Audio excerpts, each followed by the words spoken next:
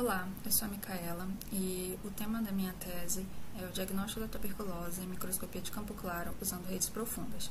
O orientador é o professor Dr. Cícero e a coorientadora é a professora doutora Marli. Bom, primeiramente, o que é a tuberculose? A tuberculose é uma doença infecciosa que pode acometer uma série de órgãos ou sistemas, como pulmão, gânglios linfáticos, pleura, tecido cutâneo, abdômen, sistema gastrointestinal e ossos.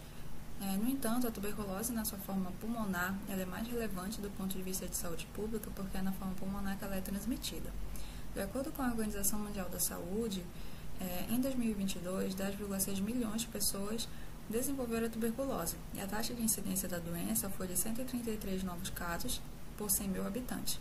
E ela é considerada a segunda principal causa de morte por um único agente infeccioso. Antes da pandemia do Covid-19, ela era considerada a principal causa de morte por um único agente.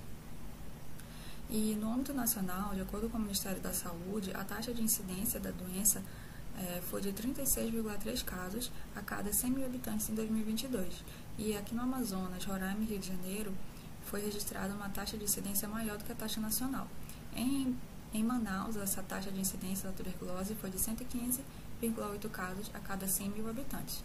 Portanto, abordagens que incluem fortalecimento do sistema de saúde, combate à pobreza e inovação tecnológica são importantes para se alcançar as metas globais e nacionais para o fim da tuberculose em até 2035.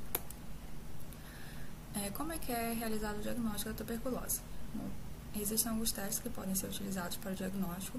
O primeiro deles é o teste molecular, que é o teste rápido molecular para a tuberculose, que ele vai detectar o micobactério tuberculose, que é o agente causador da tuberculose, e também a resistência à rifampicina, que é o fármaco utilizado no tratamento da tuberculose.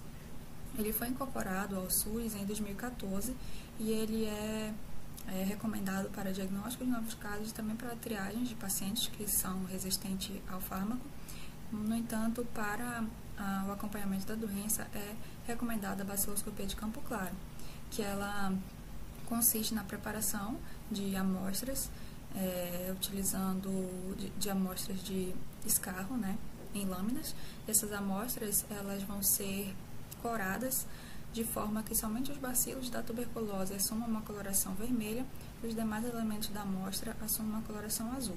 Dessa forma, os bacilos da tuberculose vão se destacar e, utilizando o microscópio de campo claro, o microscopista ele vai conseguir visualizar esses bacilos e contabilizar. De acordo com essa contagem, é dado um diagnóstico.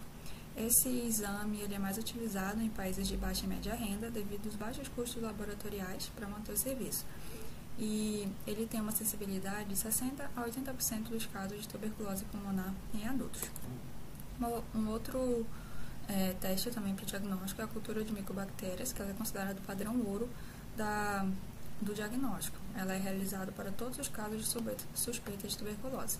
E ela tem um tempo para resultado que varia de 5 a 12 dias quando é positivo e 42 dias quando é negativo.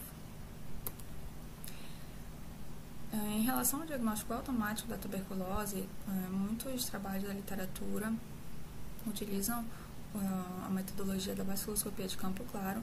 No entanto, eles focam apenas na detecção dos bacilos e não em realizar o diagnóstico em si, segundo os critérios da Organização Mundial da Saúde.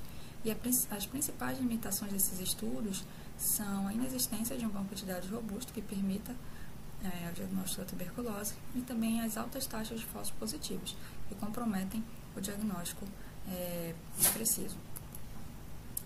Portanto, o objetivo desse trabalho é otimizar um método para o diagnóstico automático da tuberculose em imagens de baciloscopia de campo claro, utilizando segmentação semântica e técnica para minimização de falsos positivos.